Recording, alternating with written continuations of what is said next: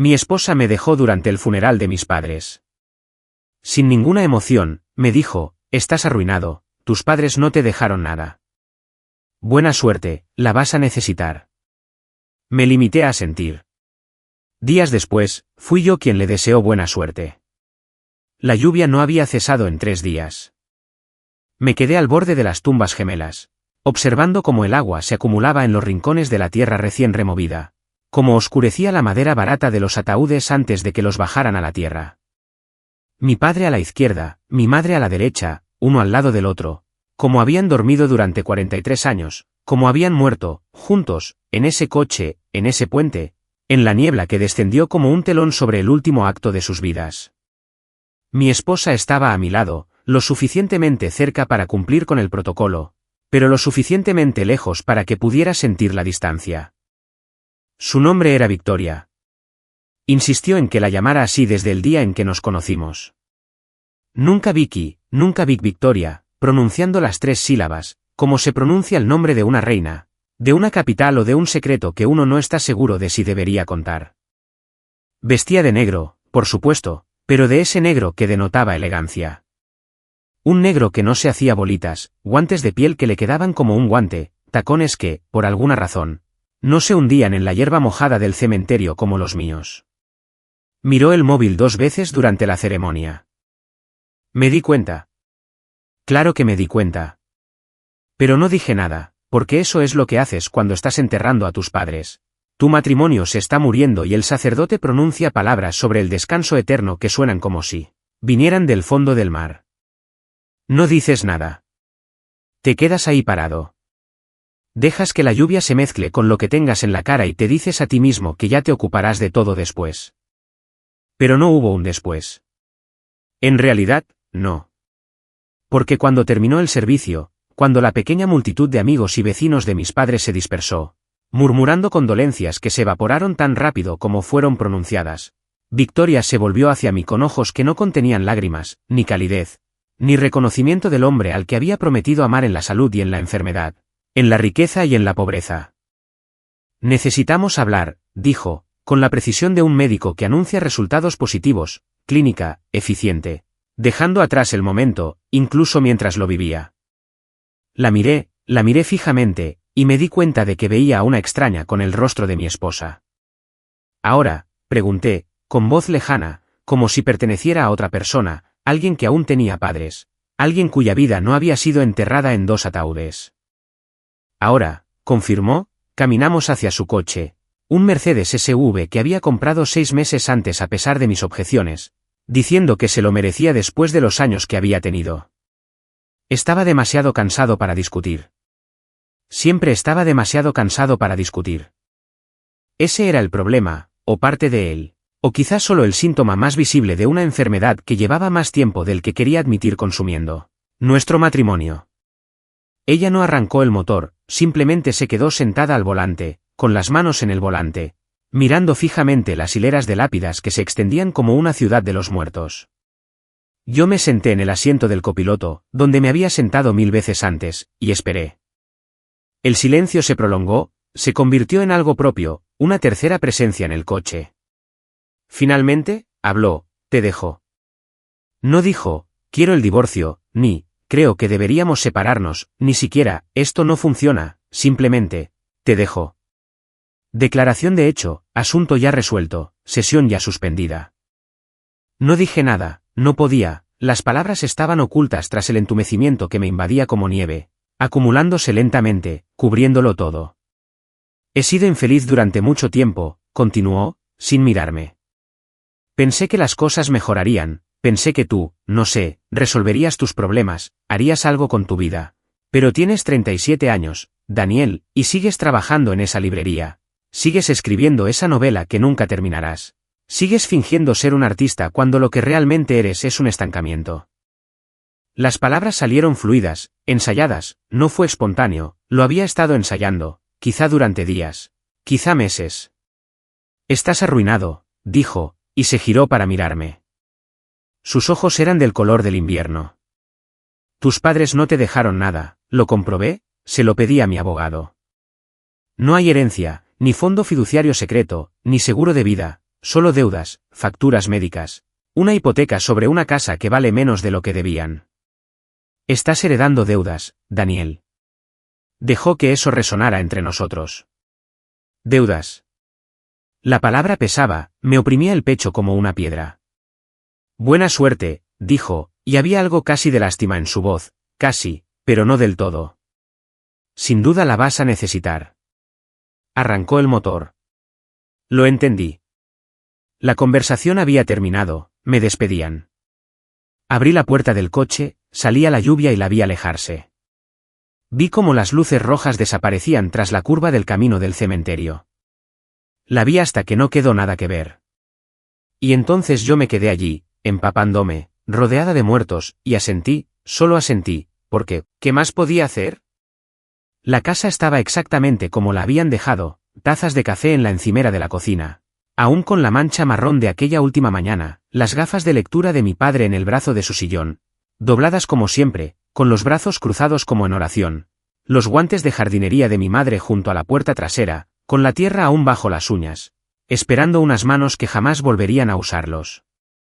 Me quedé en el umbral un buen rato antes de poder obligarme a entrar. Habían pasado 3 días desde el funeral, 3 días desde la partida de Victoria.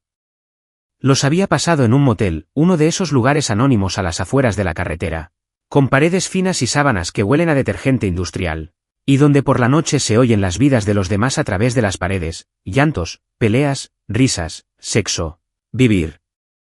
Yo no había hecho nada de eso, solo estar allí tumbada, mirando al techo, pensando en nada y en todo, y en el espacio entre ambos.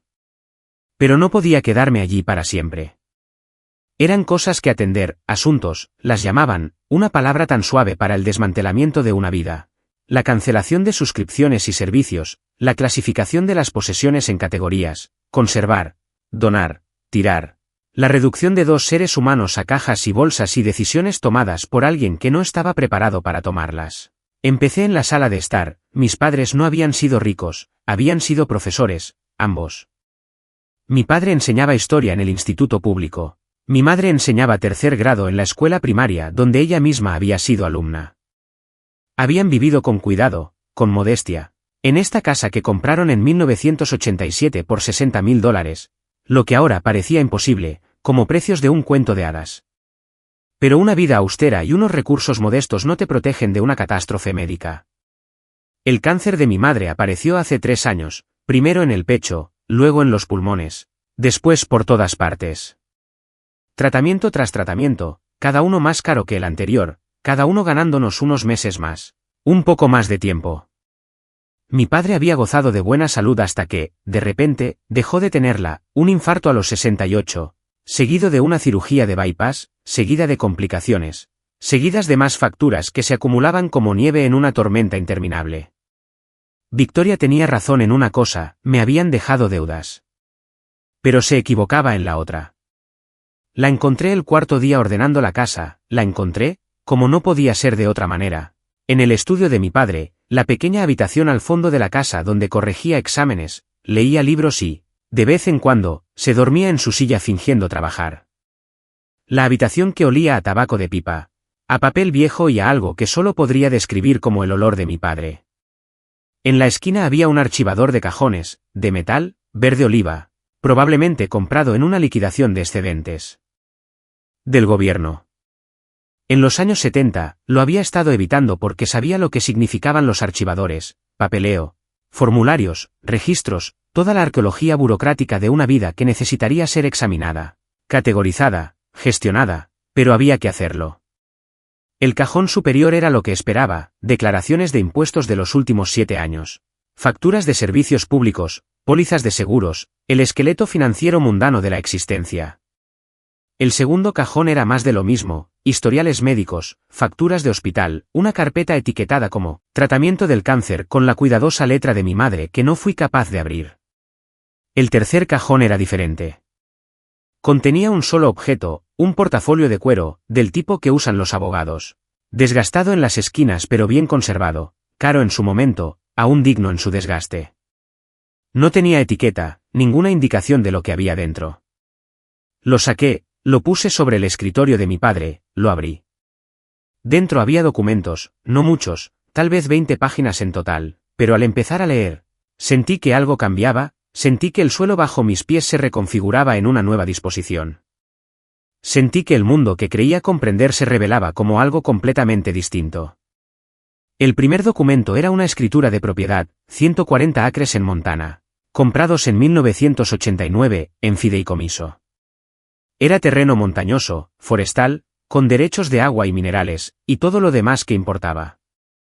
Tuve que leer la tasación reciente 2 veces para creerlo, $3,2 millones. El segundo documento era una cartera de acciones, no muy grande, pero estable, diversificada, con empresas de primera línea y fondos indexados. Era el tipo de inversión conservadora que mi padre habría hecho. Comprar un poco cada mes y dejar que el interés se capitalizara durante décadas. Su valor actual era de $847.000.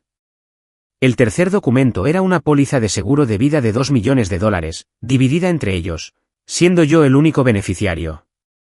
Había otras cosas, bonos, una pequeña pensión del distrito escolar. Cuentas de ahorro cuya existencia desconocía, todo cuidadosamente documentado, organizado y escondido. Y al fondo de la cartera, una carta. La letra era de mi padre, fechada 2 semanas antes del accidente. Daniel, si lees esto, tu madre y yo ya no estamos. Lo siento, hijo. Queríamos más tiempo, pero supongo que debemos estar agradecidos por los años que tuvimos. Vas a encontrar algunas sorpresas aquí. Sé que nunca hablamos de dinero, queríamos que te labraras tu propio camino, sin la seguridad ni la carga de saber qué heredarías. Queríamos que fueras tú mismo, no quien creías que debías ser por lo que teníamos o no teníamos. Tu madre y yo vivimos con sencillez porque elegimos, no por obligación. Encontramos riqueza en otras cosas, libros, alumnos, el uno en el otro, en ti. El dinero nunca fue lo importante, pero no éramos tontos. Ahorramos, invertimos, nos preparamos. La mayor parte de la propiedad de Montana era de tu abuelo. Era un hombre diferente a mí, más duro, menos indulgente. Pero él entendía de tierras. Compró ese terreno casi regalado en los años 50 y lo conservó a pesar de todo. Cuando murió, me lo dejó a mí y lo he conservado para ti. Hay gente que quiere comprarlo, empresas madereras, promotores inmobiliarios, las ofertas están archivadas. Puedes venderlo si quieres, o quedártelo, ahora es tuyo, todo. Las inversiones se explican por sí solas, tu madre las gestionaba. Siempre se le dieron mejor los números que a mí. Querría que supieras que empezó esa cartera el año en que naciste, aportando un poco cada mes. Incluso cuando la situación económica era difícil, sobre todo cuando era difícil. Ella lo llamaba tu fondo para el futuro, aunque nunca te lo contamos. La póliza de seguro es sencilla, éramos lo suficientemente mayores como para que las primas fueran altas, pero queríamos asegurarnos de que estuvieras protegido, de que tuvieras margen de maniobra, de que pudieras elegir. Esto es lo que quiero que entiendas, hijo, esto no se trata del dinero, se trata de libertad. La libertad de escribir ese libro sin preocuparte por cómo comer, la libertad de dejar una relación que no te beneficia, la libertad de decir no a lo que te disminuye y sí a lo que te enaltece, la libertad de ser tú mismo plenamente. Tu madre y yo nos preocupábamos por tu matrimonio, nunca dijimos nada, no nos correspondía, pero lo veíamos. La forma en que Victoria te miraba, la forma en que te hablaba, la lenta erosión de tu confianza bajo el peso de su decepción. Esperábamos que mejorara, pero si no lo hace, si estás leyendo esto y estás solo o en proceso de quedarte solo, quiero que sepas que está bien. Es mejor estar solo y completo que juntos y rotos. No nos llores mucho tiempo, tuvimos una buena vida, una vida plena, y lo mejor de ella fuiste tú. Vive, Daniel, vive de verdad, eso es todo lo que siempre quisimos para ti. Con amor, papá. Lo leí 3 veces, entonces me senté allí, en la silla de mi padre, en el silencio de su estudio, rodeado de la meticulosa arquitectura del amor que parecía papeleo, y lloré. No las lágrimas distantes de un funeral, sino los sollozos ardientes y desgarradores de quien por fin comprende lo que ha perdido y lo que ha recibido, y la terrible belleza del espacio entre ambos. Mis padres me lo habían dejado todo y Victoria no me había dejado nada. La ironía era tan aguda que parecía justicia. No se lo conté a nadie, no de inmediato. Hay un dicho sobre el duelo, viene en oleadas. Pero nadie te habla de la otra cosa que también viene en oleadas, la claridad. La comprensión repentina e intensa de patrones que antes no podías ver, porque estabas demasiado cerca, demasiado inmerso, demasiado ocupado intentando mantener la cabeza fuera del agua como para darte cuenta de que el agua misma era el problema. Pasé una semana en esa casa, repasando la vida de mis padres y, en el proceso, repasé la mía. Victoria y yo llevábamos 8 años casados. Nos conocimos en una lectura en una librería, la de donde yo trabajaba, donde todavía trabajo. Porque me había dicho a mí mismo que era algo temporal, solo hasta que la escritura despegara, solo hasta que vendiera la novela, solo hasta que... Ella se me acercó después de la charla del autor, me preguntó sobre Fitzgerald y me cautivó su seguridad, su aplomo, la forma en que parecía ocupar el espacio como si le perteneciera. Salimos durante un año, nos casamos rápidamente, quizá demasiado rápido. En una ceremonia que pagaron sus padres porque los míos no podían permitirse la boda que ella quería. No me importó, no estaba orgulloso, el amor era más importante que el orgullo, me decía. Pero el amor tiene una forma de revelarse como algo distinto cuando se le aplica presión. El primer año fue bueno, o quizás solo lo recuerdo así porque fue antes de comprender lo que se avecinaba. Vivíamos en un pequeño apartamento, ambos trabajábamos, ambos éramos lo suficientemente jóvenes como para creer que la lucha era romántica, que las dificultades eran temporales.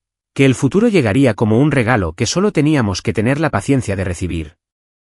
El segundo año, Victoria fue ascendida a gerente de marketing en una empresa tecnológica.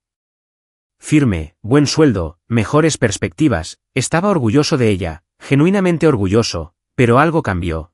Sutil al principio, como el cambio de estaciones. No te das cuenta del momento exacto en que el verano se convierte en otoño. Pero un día te das cuenta de que la luz es diferente. El aire es más frío y la persona con la que vives te mira como si fueras un proyecto atrasado. Al tercer año, dejó de preguntar por mi novela, al cuarto, dejó de fingir interés por los libros, al quinto, hacía comentarios, pequeños al principio, todavía en la librería.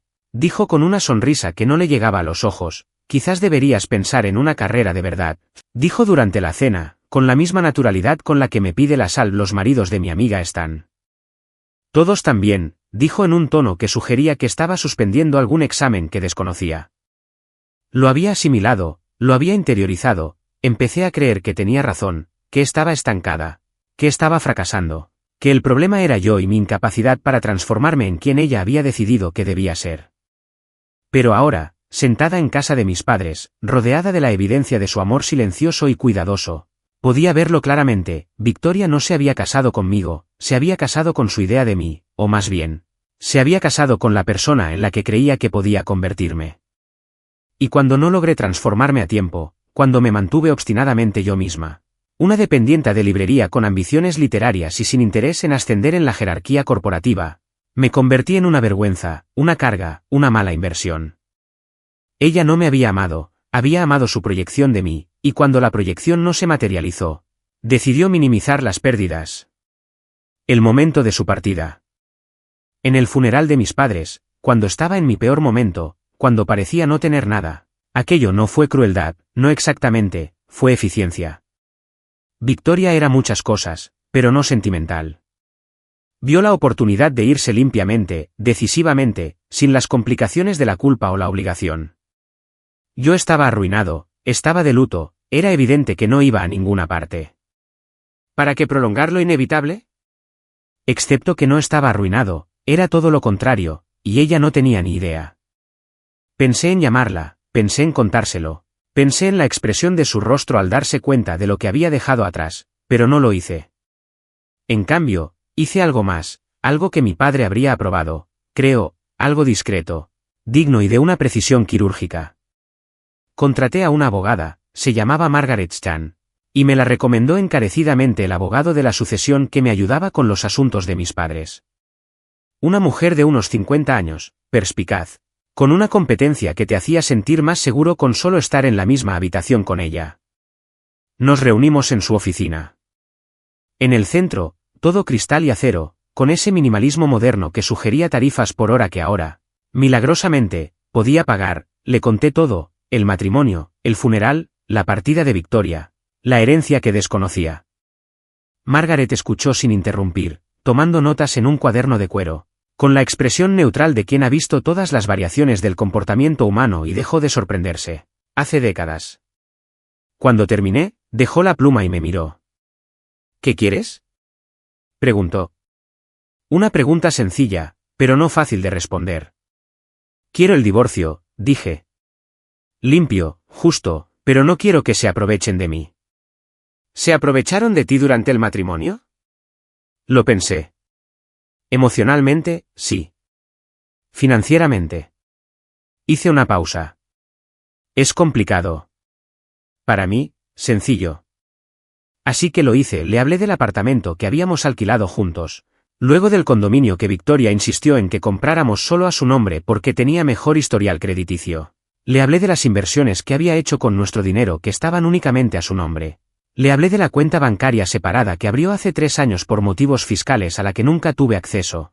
Le hablé del coche, ese Mercedes SV que compró con un préstamo que yo avalé, pero del que no tenía ninguna participación. Le hablé de la manera lenta y metódica en que Victoria se había ido desvinculando financieramente de mí. Durante 8 años, mientras me mantenía legalmente enredado en sus deudas y obligaciones. La expresión de Margaret no cambió, pero algo brilló en sus ojos, tal vez reconocimiento. O enfado por mi parte. O simplemente el interés profesional de alguien que había encontrado un enigma interesante. Necesitaré documentación, dijo, todo lo que puedas darme, extractos bancarios, facturas de tarjetas de crédito, solicitudes de préstamos, correos electrónicos, mensajes de texto, cualquier cosa que muestre el historial financiero de vuestro matrimonio. No sé si lo tengo todo, ¿verdad? Me sorprende lo que tienes. La gente guarda más de lo que cree, e incluso si no lo tienes, puedo conseguirlo. Descubrir cosas es maravilloso. Se reclinó en su silla, juntó las yemas de los dedos. Esto es lo que veo, tu esposa parece haber estado preparándose para este divorcio desde hace tiempo. Las cuentas separadas, los bienes solo a su nombre, el momento de su partida. No son casualidades. Estaba construyendo un bote salvavidas mientras te mantenía en el barco que se hundía. Esa es la sensación, admití. La buena noticia es que Colorado es un estado de distribución equitativa. Los bienes matrimoniales se dividen de manera justa, aunque no necesariamente igualitaria. La mala noticia es que la justicia es subjetiva, pero dado lo que me has contado, y dado que claramente violó los requisitos de buena fe en la administración financiera matrimonial, creo que tenemos un caso sólido. ¿Para qué? Para asegurarnos de que no reciba nada de tu herencia. Para empezar, la herencia es propiedad separada siempre que la mantengas separada, lo cual harás. Y para asegurarnos de que los bienes matrimoniales, que ella ha intentado ocultar con tanto empeño. Minimizar, identificar y dividir correctamente, Margaret sonrió, no era una sonrisa amable. Era la sonrisa de alguien que disfrutaba demasiado de su trabajo. Voy a necesitar que hagas algo por mí, Daniel. Necesito que esperes, no respondas todavía a su demanda de divorcio. Supongo que la presentará pronto si no lo ha hecho ya, no entres en detalles, no respondas preguntas. No ofrezcas información, deja que piense que estás tan arruinado y derrotado como ella cree que estás. ¿Puedes hacer eso? Lo pensé en la actuación que requeriría, tragarme el orgullo, aceptar sus suposiciones. Luego pensé en la carta de mi padre, en la libertad, en elegir cuándo y cómo revelar la verdad. Sí, dije, puedo hacerlo, bien. Porque vamos a dejar que construya su caso sobre falsas suposiciones. Vamos a dejar que solicite el divorcio pensando que escapa de una carga financiera, y luego, en el momento justo, le mostraremos de que se alejó realmente. Margaret añadió una pregunta más, ¿quieres venganza o quieres justicia? Reflexioné sobre la diferencia. La venganza era personal, emocional, se trataba de hacer daño a alguien como te lo habían hecho a ti. La justicia era más limpia, más objetiva. Se trataba de equilibrar la balanza, corregir desequilibrios, asegurar que las acciones tuvieran consecuencias apropiadas. Justicia, dije. Bien, dijo Margaret, porque la venganza es cara y complicada y suele ser contraproducente, pero la justicia sí la podemos hacer. Victoria solicitó el divorcio 3 semanas después. Los papeles llegaron por mensajería al motel donde aún me alojaba. Había conservado la casa de mis padres, pero no podía obligarme a vivir allí todavía. No podía dormir en sus habitaciones, no podía sentarme a su mesa, no podía ocupar el espacio que habían dejado, así que me quedé en ese lugar anónimo, con paredes delgadas y láminas industriales, donde los sonidos de la vida de otras personas se filtraban en la oscuridad. La demanda de divorcio era exactamente lo que Margaret había predicho, fría, eficiente, quirúrgica. Victoria solicitaba la disolución del matrimonio con perjuicio, alegando diferencias irreconciliables y mi falta de contribución significativa a la relación matrimonial. Quería que asumiera la responsabilidad del préstamo del coche que había avalado, que renunciara a cualquier derecho sobre el apartamento que estaba a su nombre, y quería una ruptura definitiva con una pensión alimenticia mínima. Amablemente había accedido a 12 meses de manutención conyugal de $500 al mes, lo que consideraba más que justo dadas las limitadas perspectivas económicas del demandado. Leerla fue como una autopsia en vida, pero... hice lo que Margaret me dijo, nada. No llamé a Victoria, no le envié mensajes, no contacté con amigos en común para interceder por mí ni explicar mi versión. Simplemente existí en el espacio que había dejado, como un fantasma que ronda mi propia vida, y observé, porque una vez que empiezas y prestas atención, de verdad, ves cosas que antes pasaban desapercibidas. Las redes sociales de Victoria, que había dejado de revisar hacía meses, contaban una historia. Había estado documentando la muerte de nuestro matrimonio en tiempo real, aunque había que saber qué buscar. Las fotos nuestras juntos dejaron de publicarse hace unos 2 años. Las referencias a mi marido se fueron reduciendo gradualmente a Daniel hasta desaparecer por completo. Sus publicaciones se centraban cada vez más en su carrera, sus logros, su vida como mujer independiente que se dedicaba al crecimiento personal, a poner límites y a priorizarse a sí misma. Los comentarios eran reveladores, sus amigas, mujeres que había conocido en diversas fiestas y cenas. Las mujeres que me sonreían, charlaban conmigo y nunca parecieron cuestionar la historia que Victoria estaba construyendo, la apoyaban. Te mereces a alguien con tu misma energía, escribían. Estoy muy orgullosa de ti por saber lo que vales. Qué pena, cariño. No tenían ni idea de a quién estaban apoyando, pero claro, yo tampoco. Durante mucho tiempo, descubrí algo más, Victoria salía con alguien. Se llamaba Marcus, trabajaba en su empresa, era vicepresidente senior de algo que sonaba importante. Divorciado, de unos 40 años. Había fotos suyas en galas benéficas y retiros corporativos, siempre con trajes caros y con una sonrisa que sugería que nunca le habían dicho que no. Lo encontré al fondo de varias fotos de Victoria en eventos de la empresa, demasiado cerca, en los comentarios de sus publicaciones, dejando mensajes que intentaban parecer casuales pero que claramente no lo eran. ¡Qué bien te ves! Me encanta tu energía. Cenamos pronto. Margaret descubrió más, los registros financieros mostraban que Victoria hacía escapadas de fin de semana. Retiros de spa, como ella los llamaba, que coincidían con los viajes de Marcus. Su agenda, los extractos de su tarjeta de crédito mostraban cenas en restaurantes caros a los que nunca había ido. Habitaciones de hotel en ciudades que decía que visitaba para conferencias. No era prueba de una infidelidad, no legalmente, pero era prueba de algo. Victoria había estado elaborando una estrategia de salida, y esa estrategia incluía preparar su próxima relación antes de terminar la actual. Había estado jugando a 2 bandas, aferrándose a una rama hasta tenerla bien sujeta a la siguiente. Lo que podría haber dolido, si aún hubiera sido capaz de que me hiriera, era que había sido tan cuidadosa, tan metódica. Había esperado hasta que yo estuviera en mi momento más débil, hasta que mis padres se hubieran ido, hasta que pareciera que no tenía nada, antes de dar el salto. Había calculado el riesgo y decidido que el momento era el adecuado. Simplemente había subestimado lo que yo realmente tenía. ¿Se lo decimos? Durante una de nuestras sesiones de estrategia, le pregunté a Margaret sobre la herencia. Todavía no, dijo Margaret. Estaba revisando documentos, cotejando fechas, preparando algo. Aún no ha presentado su declaración financiera. Cuando lo haga, veremos qué declara y qué omite, entonces sabremos exactamente dónde están sus puntos débiles. Y entonces mostraremos todas nuestras cartas a la vez. Margaret levantó la vista de sus papeles con una expresión casi maternal. Daniel, necesito que entiendas algo, tu esposa no solo te abandonó, sino que intentó dejarte sin nada, mientras se lo llevaba todo. El préstamo del coche que quiere que asumas, lo ha estado pagando con dinero de una cuenta conjunta que cerró sin que lo supieras. El apartamento que dice que es solo suyo, lo compró con un pago inicial que provino de una devolución de impuestos a nombre de ambos. La pensión alimenticia que ofrece está calculado para que ella pueda alegar generosidad, mientras se asegura de que sigas dependiendo de ella y sintiéndote menospreciado. ¿Cómo descubriste todo esto? Rastros de papeleo. La gente cree ser muy cuidadosa, pero el dinero siempre deja rastro, cada transacción es una miga de pan. Tu esposa era meticulosa al protegerse, pero no lo suficiente, y ahora tenemos un mapa de cada atajo que tomó y cada suposición que hizo.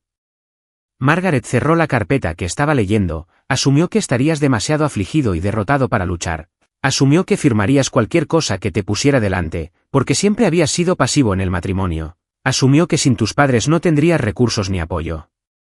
Se equivocó en todo. ¿Cuándo se lo decimos? Pronto, dijo Margaret, muy pronto. La mediación estaba programada para un jueves de abril. La primavera había llegado sin que me diera cuenta, de repente, los árboles estaban verdes. El aire era suave y el mundo seguía girando a pesar de mi certeza de que debería haberse detenido.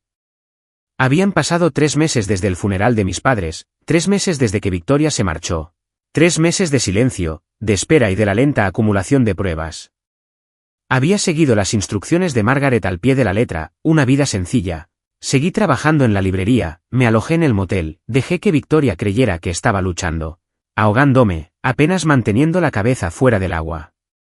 No había sido del todo una actuación, algunas partes eran reales. Estaba de luto, estaba perdida, intentaba descubrir quién era sin el andamiaje de mi matrimonio, mis padres y todas las suposiciones sobre las que había construido mi vida. Pero también estaba haciendo algo más, me estaba preparando. La mediación se celebró en una sala de conferencias del bufete de Margaret, territorio neutral, aunque el mobiliario caro y la vista del horizonte de la ciudad indicaban claramente de qué lado de la brecha económica estábamos, Victoria. Llegó con su abogado, un hombre llamado Richard Algo, de pelo plateado y voz suave, el típico abogado que probablemente jugaba al golf con jueces y se consideraba un maestro de la negociación. Victoria se veía bien, claro que se veía bien, siempre se veía bien. Llevaba lo que yo ya reconocía como su atuendo de poder, pantalones a medida, blusa de seda, joyas que susurraban en lugar de gritar. Su cabello era diferente, más corto, más severo. Su maquillaje era perfecto. Parecía alguien que tenía su vida en orden, alguien que había tomado la decisión correcta y no se arrepentía. Me miró al entrar y por un instante vi algo fugaz en su rostro, no del todo sorpresa, tal vez confirmación. Yo llevaba vaqueros y una camisa de botones de tarjet, no me había afeitado en unos días. Me veía exactamente como ella esperaba, un hombre derrotado por las circunstancias, presentándose para firmar la renuncia a la poca dignidad que le quedaba. Vi cómo sus hombros se relajaban ligeramente, vi cómo intercambiaba una mirada con Richard que decía, «Esto no tardará». Margaret abrió la mediación con los preliminares de rigor, presentaciones, normas básicas. La declaración de que estábamos allí para alcanzar un acuerdo equitativo sin el tiempo y el gasto de un juicio. Richard asintió, con un aire de aburrimiento, como si lo hubiera hecho 1000 veces y supiera exactamente cómo acabaría. Entonces Margaret dijo, antes de continuar, quisiera aclarar algunas cosas sobre la situación financiera de este matrimonio. Richard hizo un gesto de desdén con la mano, hemos presentado nuestra declaración, todo está documentado. Es sencillo, pocos bienes, pocas deudas, poca complejidad. Mi clienta está siendo más que generosa dado que el señor Morrison no ha contribuido en absoluto al patrimonio conyugal. Su clienta ha sido creativa con su contabilidad, dijo Margaret amablemente. Pero dejemos eso de lado por un momento. Quisiera hablar sobre las finanzas posteriores a la separación. Victoria se movió en su asiento, apenas perceptiblemente, pero lo noté. Las finanzas posteriores a la separación son irrelevantes para la división de bienes conyugales. Los activos, dijo Richard, son cuando revelan patrones de engaño, respondió Margaret, y abrió una carpeta. Margaret siempre tenía carpetas, siempre documentos, siempre pruebas presentadas con la ceremonia de un ritual.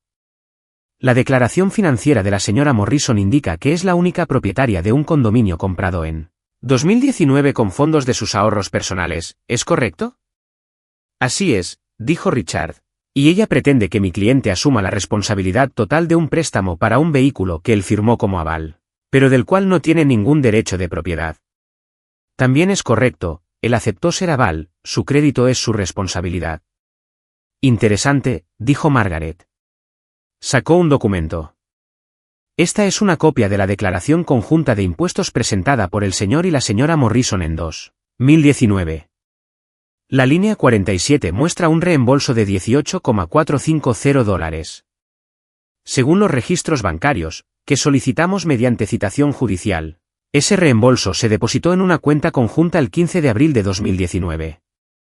El 17 de abril de 2019, se transfirieron exactamente $18,450 de esa cuenta conjunta a la cuenta personal de la señora Morrison. El 20 de abril de 2019, la señora Morrison realizó un pago inicial de $18,000 para el condominio. Se hizo un silencio sepulcral. Se utilizaron fondos conyugales para comprar una propiedad separada, continuó Margaret, lo que significa que el condominio no es. Eso no es propiedad separada. Es un bien ganancial adquirido con fondos gananciales y registrado a nombre de un solo cónyuge para evitar su división. La expresión de Richard no cambió, pero lo vi enderezarse. Los reembolsos conjuntos pueden depositarse en cuentas individuales, pero no sin el conocimiento y consentimiento de ambos cónyuges, interrumpió Margaret. Y ciertamente no cuando uno de los cónyuges usa esos fondos para hacer una compra importante alegando que se hizo con ahorros personales. Eso se llama tergiversación fraudulenta, Richard. Estoy segura de que conoces el concepto. Victoria miraba fijamente a Margaret. Aún conservaba la confianza, pero empezaban a aparecer grietas, fisuras en su fachada. Además, Margaret dijo, con respecto al préstamo del vehículo, sí, el señor Morrison firmó como aval, pero según la solicitud de préstamo, que tengo aquí, la señora Morrison declaró al prestamista que el vehículo sería de propiedad y uso conjunto. El préstamo se aprobó en función de los ingresos y la solvencia crediticia combinados. La señora Morrison luego puso el vehículo a su nombre únicamente y ha estado realizando pagos desde una cuenta financiada mediante transferencias automáticas de una cuenta conjunta que cerró, sin el conocimiento del señor Morrison, en noviembre del año pasado. Margaret presentó documento tras documento, cada uno una pequeña verdad, cada uno un rincón cuidadosamente oculto que salía a la luz. La cuenta separada que Victoria había abierto hacía 3 años, financiada con bonos que ella había declarado como ingresos personales después de impuestos, pero que en realidad eran bienes gananciales, los retiros de fin de semana en balnearios, cargados a una tarjeta de crédito a nombre de ambos y luego pagados con transferencias de sus ahorros conjuntos, que en la práctica me permitían financiar sus escapadas con Marcus, los muebles que se llevó del apartamento cuando se mudó al condominio, artículos que habían comprado juntos, ahora declarados como propiedad individual de ella. Su clienta, le dijo Margaret a Richard, ha pasado los últimos 3 años separando y ocultando sistemáticamente los bienes conyugales, asegurándose de que las deudas matrimoniales siguieran siendo obligaciones conjuntas. Cerró cuentas sin avisar, transfirió fondos sin consentimiento, realizó compras importantes con dinero mezclado y ahora ha presentado una declaración que tergiversa sustancialmente la realidad financiera de este matrimonio. Richard ya no estaba aburrido, se inclinó hacia Victoria y le susurró con urgencia. Ella le respondió en un susurro, con el rostro pálido, su compostura cuidadosamente aplicada resquebrajándose. Mi clienta, continuó Margaret, estaba dispuesta a proceder con una división de bienes relativamente simple basada en la declaración que usted presentó, pero dado que dicha declaración parece estar incompleta en el mejor de los casos y fraudulenta en el peor, vamos a necesitar algunas aclaraciones.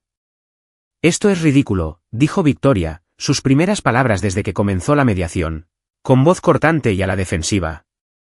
No oculté nada, esas eran mis cuentas, mis bonos, vaya, sus bonos ganados durante el matrimonio, utilizando las habilidades y credenciales que desarrolló durante el matrimonio, mientras su esposo la apoyaba asumiendo más tareas y gastos del hogar para que usted pudiera concentrarse en su desarrollo profesional. La voz de Margaret seguía siendo agradable y conversacional, pero había firmeza debajo. Esos bonos son bienes gananciales, señora Morrison, igual que la devolución de impuestos, igual que el capital de ese condominio, al igual que todo lo que has intentado ocultar tras papeleo meticuloso y cuentas separadas, sigue sujeto a una distribución equitativa. El silencio que siguió fue exquisito. Richard se aclaró la garganta. Quizás deberíamos hacer una pausa, mi cliente y yo necesitamos hablar. Por supuesto, dijo Margaret, tómense todo el tiempo que necesiten. Salieron de la habitación. Victoria no me miró ni una sola vez. Cuando la puerta se cerró tras ellos, Margaret se giró hacia mí y sonrió, no con la sonrisa depredadora de antes, sino con una sonrisa más cálida, casi orgullosa. ¿Cómo lo supiste? Pregunté. ¿De todo esto? Soy muy buena en mi trabajo, dijo, y tu esposa era muy buena ocultándote cosas. Pero ocultárselas a un perito contable es considerablemente más difícil. Cada transacción deja rastro, cada mentira requiere mentiras que la respalden. Al final, la estructura se derrumba bajo su propio peso. ¿Qué sucede ahora? Ahora esperamos a que presenten una oferta más realista, una que reconozca el patrimonio conyugal real y lo divida equitativamente, o vamos a juicio y dejamos que un juez decida. En cualquier caso, tu esposa acaba de darse cuenta de que me equivoqué en los cálculos. Debería haberme sentido triunfante, reivindicada, algo así, pero sobre todo me sentía cansada. Esta no era la Victoria que quería. No quería demostrar que Victoria había intentado engañarme, solo quería que no me engañaran. Pero eso no era del todo cierto, ¿verdad? Había una parte de mí, pequeña, oscura e innegable, que quería que lo supiera, que entendiera exactamente lo que había hecho y lo que le había costado. Margaret parecía leerme la mente. Aún no hemos terminado, dijo en voz baja. Esto es solo el comienzo. Regresaron después de 40 minutos. Victoria parecía más pequeña, como si hubiera dejado algo en la habitación donde se habían reunido. Richard mantenía una postura cuidadosamente neutral, como la de los jugadores de póker cuando tienen malas cartas pero se niegan a demostrarlo.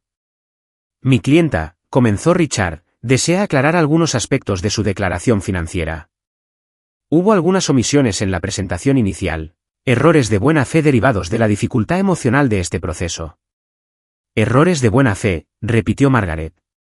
Su tono sugería que saboreaba las palabras y las encontraba. Ya veo que quiere más. Nos gustaría proponer una declaración enmendada, una que refleje con mayor precisión la situación financiera completa del matrimonio. Le escucho. Lo que siguió fue una revisión de la postura de Victoria, el condominio se reconocería como un bien ganancial. Los muebles se dividirían, las cuentas de ahorro, las que ella había afirmado que eran exclusivamente suyas, se reconocerían como fondos gananciales combinados. La deuda de la tarjeta de crédito que había intentado asignarme únicamente a mí se dividiría equitativamente. Era mejor, más justo, más cercano a lo que Margaret había estado defendiendo desde el principio. Pero aún no era la imagen completa, porque Victoria todavía no sabía nada de la herencia. Margaret escuchó la oferta revisada y tomó notas, hizo preguntas aclaratorias y luego dijo, esto se acerca más a un punto de partida razonable, sin embargo, hay un elemento más que debemos abordar antes de poder discutir seriamente los términos del acuerdo. Richard frunció el ceño. ¿Qué elemento?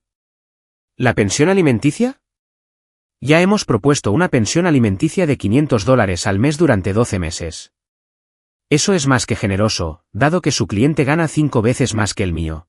Ha ocultado y malversado activamente bienes conyugales y ahora intenta alegar pobreza mientras vive en un condominio con un valor aproximado de $120,000 y conduce un vehículo de $55,000. Margaret negó con la cabeza. No, Richard, eso no es generoso, es insultante. Su cliente trabaja a tiempo parcial en una librería. El mío es escritor y ha apoyado el desarrollo profesional de su esposa manteniendo la estabilidad familiar y aceptando trabajos peor pagados para tener flexibilidad horaria. Margaret se estaba animando y yo reconocí el cambio. Esto era a lo que se dirigía. Mi cliente también ha sufrido recientemente la pérdida de ambos padres, algo que su cliente aprovechó como una oportunidad para salir del matrimonio con la máxima ventaja financiera y la mínima responsabilidad moral. Victoria se estremeció, un estremecimiento visible. El cálculo de la manutención conyugal que su cliente ha propuesto se basa en varias suposiciones, continuó Margaret. Primero, que mi cliente seguirá trabajando en la librería indefinidamente. Segundo, que mi cliente no tiene otras fuentes de ingresos o apoyo. Tercero, que mi cliente es esencialmente una carga financiera que su cliente está aceptando amablemente asumir por un tiempo limitado antes de lavarse las manos de toda la situación. Eso no es. Comenzó Richard. Sin embargo, dijo Margaret, y su voz adquirió un nuevo tono, agudo, preciso. Esas suposiciones son incorrectas. Abrió otra carpeta. No la había visto antes, no sabía qué contenía. Pero observé el rostro de Victoria cuando Margaret extendió el primer documento y vi el momento exacto en que todo cambió. Esto, dijo Margaret, es un certificado de defunción del señor y la señora Thomas Morrison, quienes fallecieron en un accidente automovilístico el 4 de febrero de este año. Eran los padres de mi cliente. Usted lo sabía, por supuesto, señora Morrison, dado que usted estuvo presente en su funeral. De hecho, fue entonces cuando decidió informar a mi cliente que lo abandonaba. ¿Recuerda lo que dijo?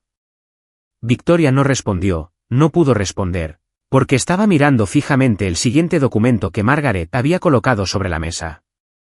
Este, continuó Margaret, es un estado de cuenta del patrimonio de Thomas y Ellen Morrison. Detalla los bienes dejados a su único heredero, Daniel Morrison. Permítame resumir las cifras relevantes: bienes inmuebles valorados en $3,2 millones, cuentas de inversión por un total de $847,000, producto de un seguro de vida de $2 millones y varias otras posesiones que hacen que el valor total del patrimonio ascienda a aproximadamente $6,3 millones. La sala de conferencias estaba tan silenciosa que podía oír el zumbido del aire acondicionado. Su cliente, dijo Margaret, mirando directamente a Richard, le dijo a mi cliente en el funeral de sus padres que estaba arruinado, que sus padres no le habían dejado nada, que necesitaría buena suerte porque, y cito textualmente, sin duda la iba a necesitar. Margaret se volvió hacia Victoria, su voz seguía siendo profesional, pero había algo subyacente, algo que sonaba a ira contenida. Por mi parte, su cliente abandonó a mi cliente en el peor momento de su vida, dando por sentado que no tenía recursos, ni apoyo, ni perspectivas. Su cliente planeó su partida para maximizar su ventaja y minimizar sus obligaciones. Su cliente reestructuró toda su estrategia de mediación basándose en la suposición de que mi cliente era y seguiría siendo financieramente vulnerable. Otro documento. Este es un extracto de la cuenta bancaria de mi cliente que muestra el depósito de fondos de la herencia 2 semanas después del funeral. Esta es una tasación de la propiedad en Montana. Este es un extracto de cartera que muestra las inversiones actuales. Mi cliente, la señora Morrison, no está en la ruina. De hecho, mi cliente tiene una situación económica bastante cómoda. Y a diferencia de su cliente, mi cliente no ha pasado los últimos 3 años ocultando sistemáticamente bienes ni falseando sus finanzas. El silencio se alargó, se convirtió en una entidad propia, un peso que nos oprimía a todos. El rostro de Victoria había pasado por varias etapas: confusión, incredulidad, conmoción, comprensión y, finalmente, algo que podría haber sido dolor, rabia o la terrible comprensión de las consecuencias. Sus manos se aferraban al borde de la mesa, su compostura, cuidadosamente controlada, se había evaporado. Tú, empezó a mirarme, lo sabías. Todo este tiempo, lo sabías, y me dejaste. ¿Dejarte qué?, pregunté, mis primeras palabras desde que comenzó la mediación. Salieron más bajas de lo que esperaba, más tranquilas: dejarte abandonarme, dejarte humillarme. Yo, te dejé intentar tomar todo lo que pudieras mientras fuera bueno, no lo hice. Se detuvo, volvió a empezar. Tus padres, siempre vivieron con tanta modestia, ¿cómo iba a saberlo? No tenías por qué saberlo, dije. Ese era el punto: vivían con modestia porque querían, no porque tuvieran que hacerlo. Creían en valores que van más allá de la acumulación, en una riqueza que va más allá del dinero. Creían en mí, incluso cuando yo no creía en mí misma. Me incliné ligeramente hacia adelante. ¿Sabes lo que deberías haber sabido, Victoria? Deberías haber sabido que las personas son más que sus cuentas bancarias, que el valor no se mide en salario. Que abandonar a alguien en el funeral de sus padres porque has decidido que no tiene nada que ofrecer es. Hice una pausa, buscando la palabra, es revelador. No se trata de ti. El abogado de Victoria se aclaró la garganta. Quizás deberíamos. Quizás deberías escuchar, interrumpió Margaret. No había terminado. Aquí está la situación: mi cliente tiene una importante propiedad separada, la herencia. Lo que permanecerá separado, lo que estamos aquí para dividir, es el patrimonio conyugal, sobre el cual su cliente ha estado mintiendo sistemáticamente durante todo este proceso. Podríamos ir a juicio, podríamos dejar que un juez examine el patrón de engaño y determine la distribución equitativa. Los jueces suelen ver con malos ojos a los cónyuges que ocultan bienes y tergiversan las finanzas. El tribunal podría decidir que la división se incline fuertemente a favor de la parte equivocada. Margaret cerró sus carpetas. O podemos llegar a un acuerdo hoy mismo, en mis términos. ¿Qué términos?, preguntó Richard. Su voz había perdido su seguridad y ahora solo sonaba cansado. Mi cliente no asumirá ninguna responsabilidad por el préstamo del vehículo. Su cliente compró ese auto, lo puso a su nombre y puede conservarlo junto con la deuda. El condominio se venderá y las ganancias se dividirán 60-40 a favor de mi cliente, reflejando su contribución a través de fondos conyugales y su intento de ocultarla. Los ahorros e inversiones conyugales se dividirán 60-40 a favor de mi cliente por la misma razón. Su cliente no recibirá nada. Manutención conyugal, porque mi cliente no tiene obligación de mantener el estilo de vida de alguien que intentó dejarlo en la indigencia. Y finalmente, su cliente pagará los honorarios legales de mi cliente en reconocimiento del tiempo y los gastos necesarios para descubrir sus engaños financieros. Eso es, empezó Richard, no negociable, terminó Margaret, esos son los términos.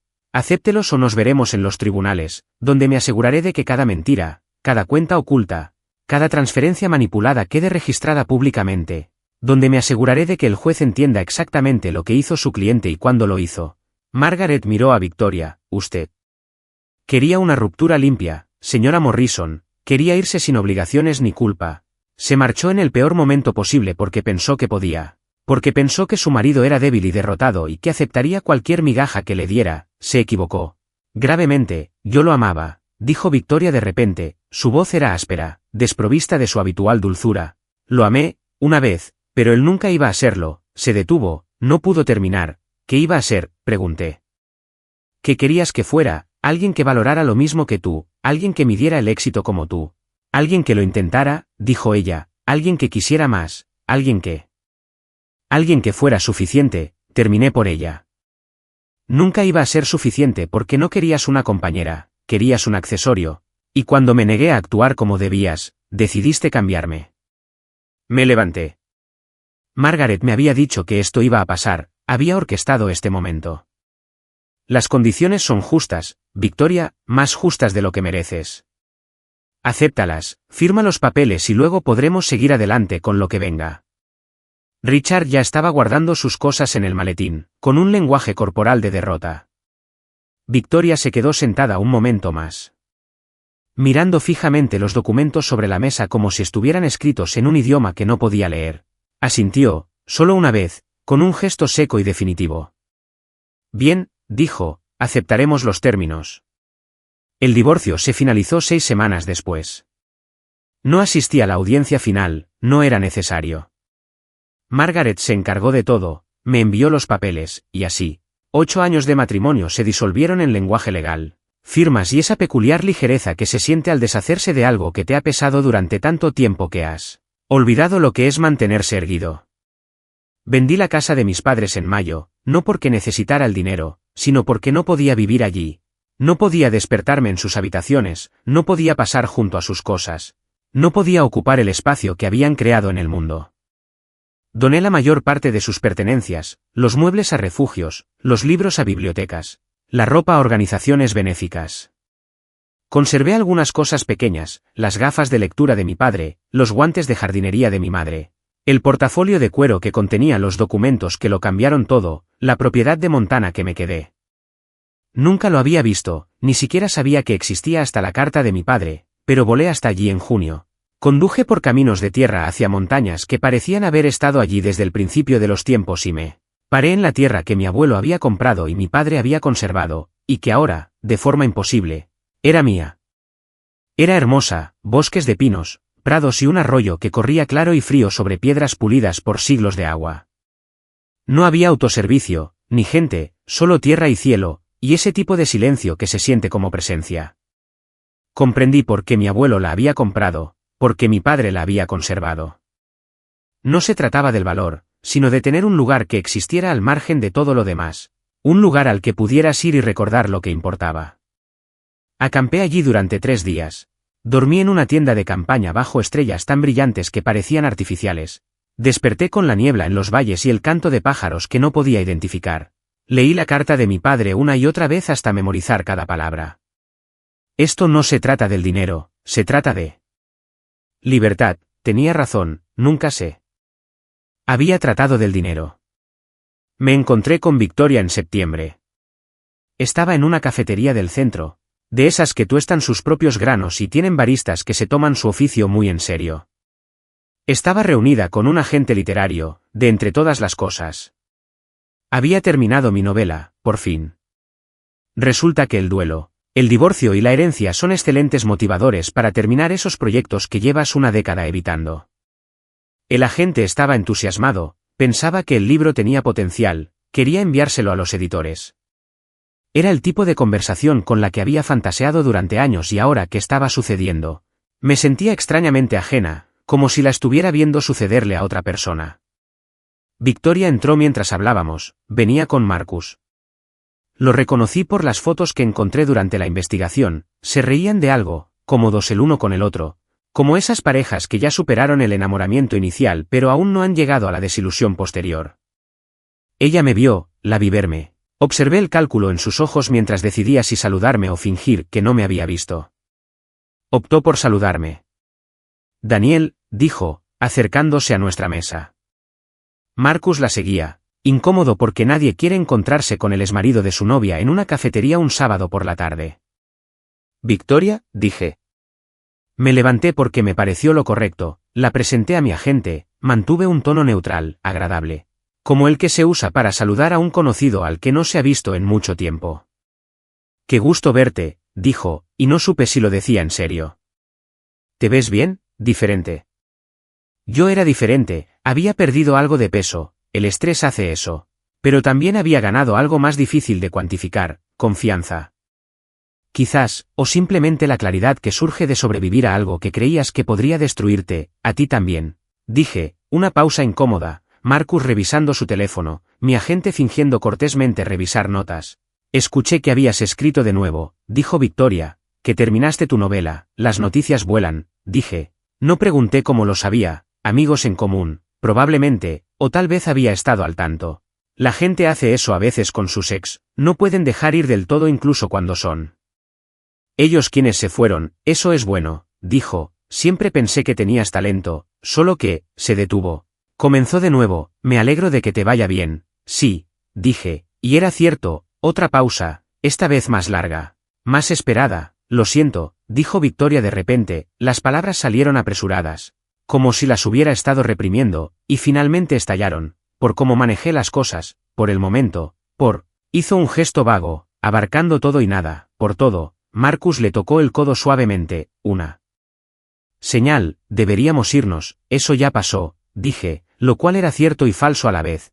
El pasado nunca se va del todo, vive en nosotros, nos moldea, define quiénes somos, pero aferrarse a él, dejar que te defina, es una elección. Espero que seas feliz, dijo Victoria. Lo digo en serio. La miré fijamente, a esta mujer a la que había amado, con la que me había casado, a la que había perdido, con la que había luchado en los tribunales. Esta mujer que me había dejado en mi peor momento porque había subestimado mi valor. Esta mujer que ahora estaba en una cafetería con su nuevo novio, intentando reescribir la historia para hacerla más aceptable. Ya casi llego, dije. Ella asintió, entendiendo que eso era todo lo que iba a conseguir. Ella y Marcus se fueron, y yo volví a sentarme con mi agente. Quien sabiamente no hizo preguntas y continuamos nuestra conversación sobre tamaños avanzados, plazos de publicación y todos los detalles prácticos de convertir un manuscrito en un libro. Pero yo ya no escuchaba realmente, estaba pensando en la disculpa de Victoria, en si importaba, en si algo de lo que dijera o hiciera ahora podría cambiar lo sucedido o cómo me sentía al respecto. Y me di cuenta de que no importaba, en realidad, la disculpa no era para mí, era para ella, una forma de suavizar las asperezas de su propia historia, de transformarse de villana en alguien que cometió errores pero tenía buenas intenciones, que simplemente intentaba hacer lo mejor posible en una situación difícil. La gente hace eso, reescribe sus propias historias hasta que pueden vivir con ellas, pero yo no necesitaba su disculpa, no necesitaba su perdón ni su reconocimiento ni su bendición retroactiva a mi éxito, necesitaba lo que ya tenía, libertad, claridad. El espacio para convertirme en quien se suponía que debía ser sin el peso de las expectativas ajenas oprimiéndome. Mi padre también tenía razón en eso, la novela se vendió en noviembre, no por una gran cantidad. No era como ganársela lotería, pero sí por lo suficiente para que importara, lo suficiente para sentirme vindicado. Lo suficiente para demostrar que todos esos años en la librería, todas esas madrugadas y noches en vela, toda esa fe en algo invisible e incierto no habían sido en vano. El libro trataba sobre un matrimonio, claro que sí, escribe sobre lo que conoces, dicen, y yo lo sabía. Lo sabía en lo más profundo de mi ser, en mis cicatrices, en la meticulosa estructura de mi supervivencia. Pero no trataba sobre Victoria, no exactamente. Trataba sobre el espacio entre lo que la gente dice querer y lo que realmente quiere. Sobre cómo las relaciones mueren lentamente, una pequeña traición a la vez. Sobre la diferencia entre el amor y la representación del amor. Sobre lo que sucede cuando confundes el potencial de alguien con su realidad y luego lo culpas cuando no logra transformarse. Era, según mi editor, emocionalmente devastador en el mejor sentido, era, según mi agente, el tipo de libro que se queda contigo, era, lo sabía, lo más sincero que jamás había escrito. La página de dedicatoria.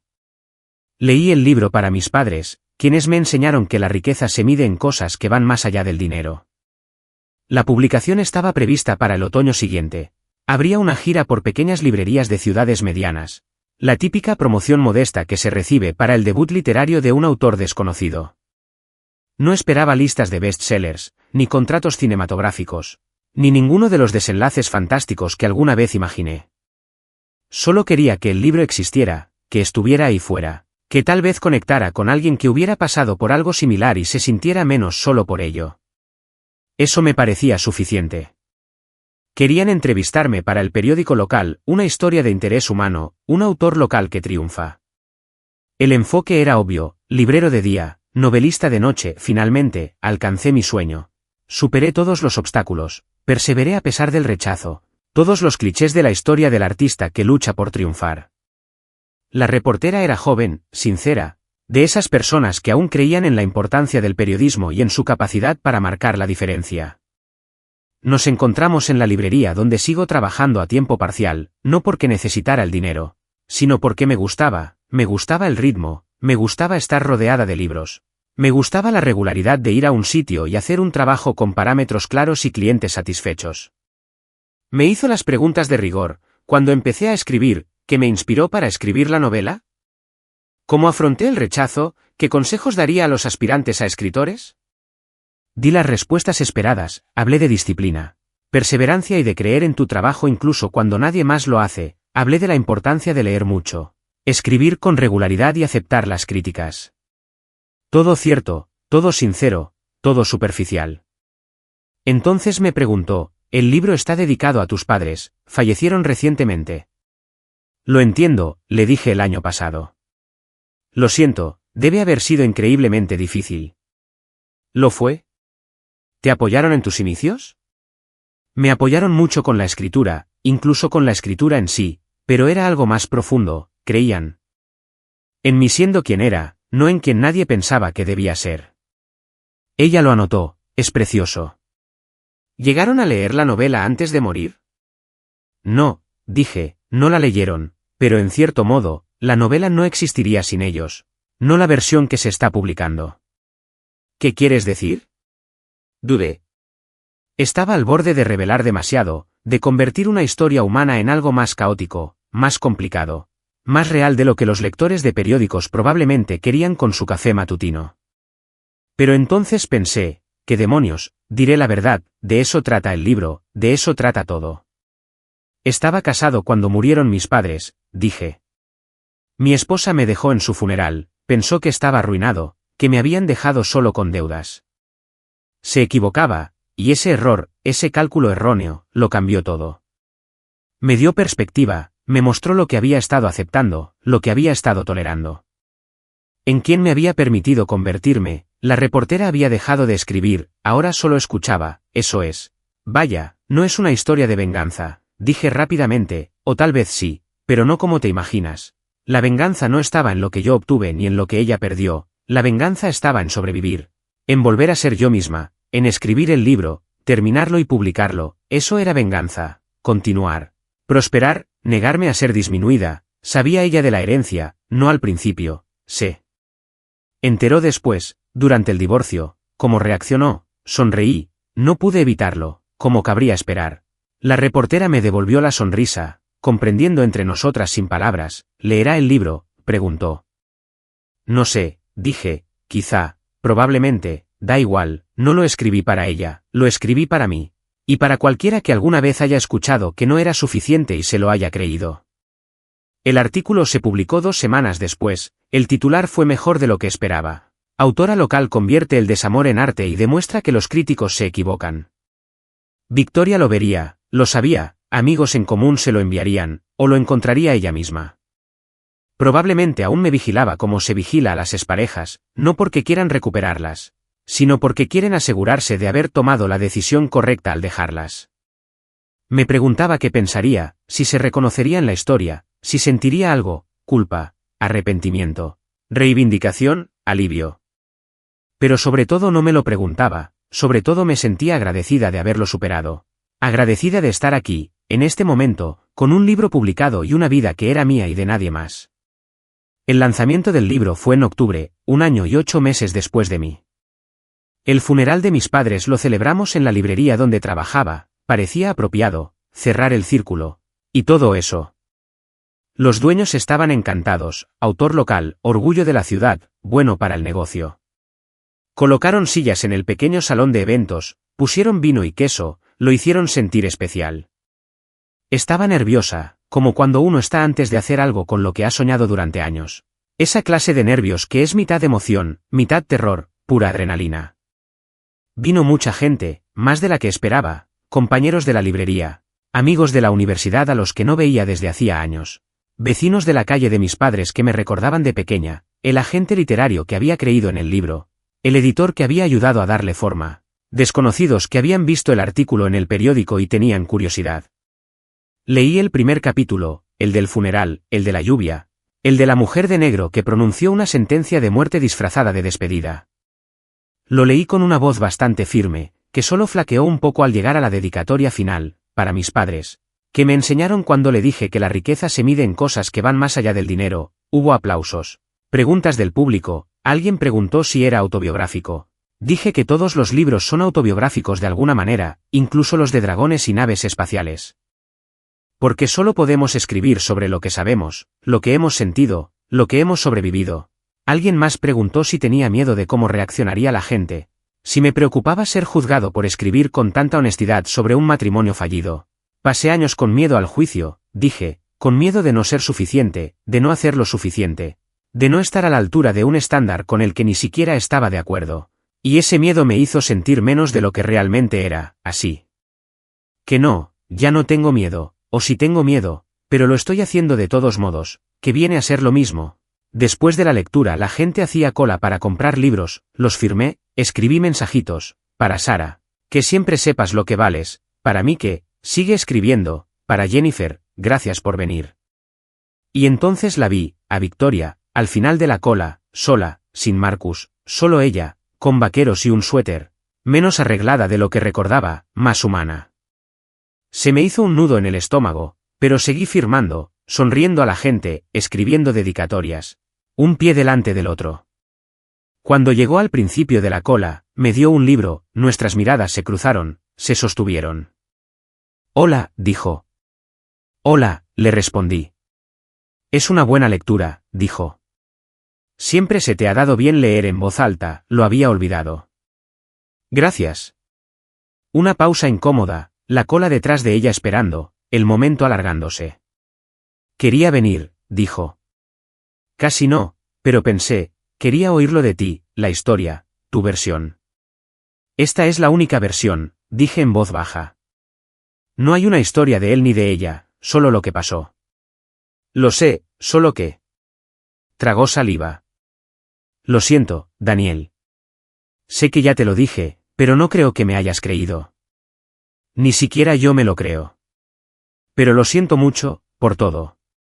La miré, a esa mujer que había sido mi esposa, a esa mujer que me había dejado en el peor momento, a esa mujer que me había mostrado, sin querer, lo que realmente valía.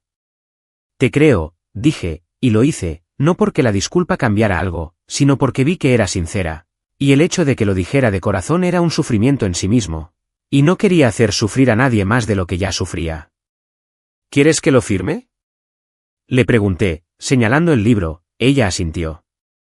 Pensé en qué escribir, en todo lo que podría decir, las recriminaciones, las alusiones a sus palabras en el funeral, las pequeñas venganzas que ofrecían las dedicatorias.